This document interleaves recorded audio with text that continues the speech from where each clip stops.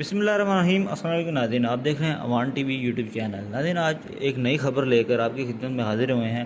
मज़ीद अपडेट्स के लिए हमारे चैनल को सब्सक्राइब कर लें और वीडियो को लाइक करें ताकि हर नई आने वाली वीडियो आप तक बरवक्त पहुँच सके। नाज़रीन, गुज़श्ता रात पाकिस्तान की 15वीं कौमी असम्बली वज़ीर-ए-आज़म पाकिस्तान की दरख्वास्त पर सदर पाकिस्तान ने तहलील कर दी, जिसके साथ ही गुजरात के हल्का NA 71 से मुंतखब होने वाले चौधरी आबद रज़ा कोटला का बतौर MNA 5 साल का सफ़र मुकम्मल हो गया। इससे पहले 2013 का साल था जब चौधरी आबद रज़ा कोटला ने पहली मरतबा कौमी असम्बली में बतौर MNA कदम रखा और 5 साल के दौरे इक़्तिदार में रहे। अभी तक चौधरी आबद रज़ा कोटला ने 2 बार इलेक्शन लड़ा और दोनों ही बार इलेक्शन में नाकाबिले शिकस्त रहे। इस 5 साल के अरसा में चौधरी आबद रज़ा कोटला करीबन 3.5 साल के अरसा में अपोजिशन बेंचेस पर बैठे, जबकि इस 5 साल के दौर में 16 माह हुकूमती बेंचेस पर विराजमान रहे। 2018 के इलेक्शन में चौधरी इलियास के साथ सख्त मुकाबले के बाद उन्होंने NA 71 का मैदान मार लिया। आबद रज़ा कोटला ने 88,951 वोट हासिल किए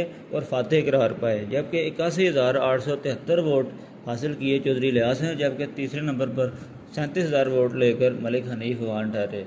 रवां साल अपनी जमात की जानिब से मामले खसूसी वज़ीर-ए-आज़म पाकिस्तान का ओहदा ऑफर हुआ, जिसे उन्होंने कबूल करने से मदद कर ली। चौधरी आबद रज़ा कोटला का ये 5 साल का सफ़र बतौर MNA कैसा रहा, अपनी राय का इजहार कमेंट बॉक्स में ज़रूर करें और इस वीडियो को लाइक करें ताकि हर अपडेट आप तक बर वक्त पहुँच सके।